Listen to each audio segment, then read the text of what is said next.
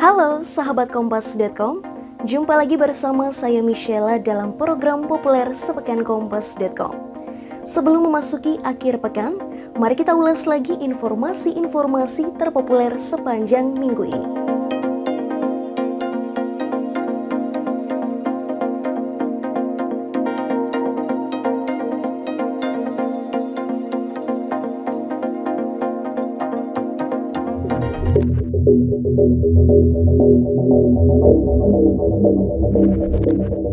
Kabar pertama datang dari dunia sepak bola.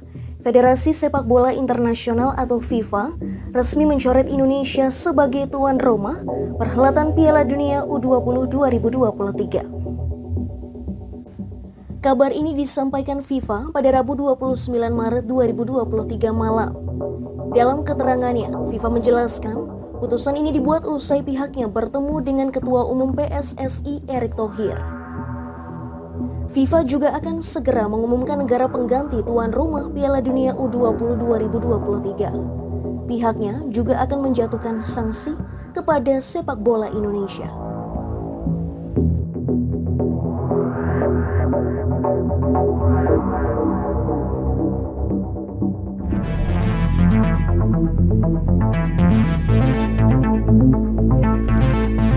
Selanjutnya adalah kabar terkini dari Teddy Minahasa.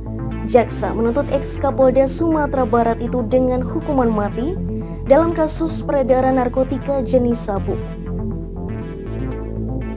Dalam tuntutan, jaksa menyatakan Teddy terbukti secara sah dan meyakinkan bersalah melakukan tindak pidana, yakni membeli, menawarkan, menjual, dan menjadi perantara penyebaran narkotika.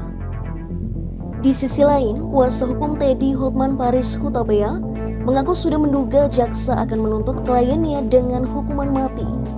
Namun, tim kuasa hukum akan terus berjuang hingga hakim menjatuhkan vonis. Kalau melihat Dodi 20 tahun ya sudah rada-rada gitu loh, sudah rada-rada kepikir ke sana. Kita akan jawab nanti semuanya dalam pledoi. Ya, seperti saya bilang tadi, kalau dari segi hukum acara, bahwa memang surat dakwaan batal demi hukum, harus diulangi lagi kalau mau, ya.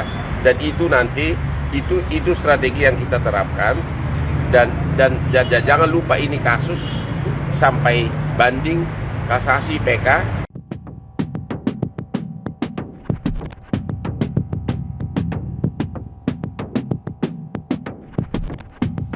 KPK menetapkan Rafael Aluntri Sambodo sebagai tersangka dugaan gratifikasi.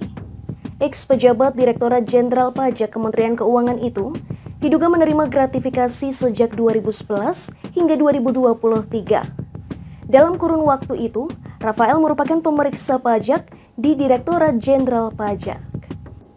KPK memastikan sudah menemukan dugaan tindak pidana dan alat bukti yang cukup untuk menetapkan Rafael sebagai tersangka. Komisi Anti Rasuah itu juga menekankan komitmen untuk menindaklanjuti dugaan korupsi terkait pemeriksaan pajak di Kementerian Keuangan.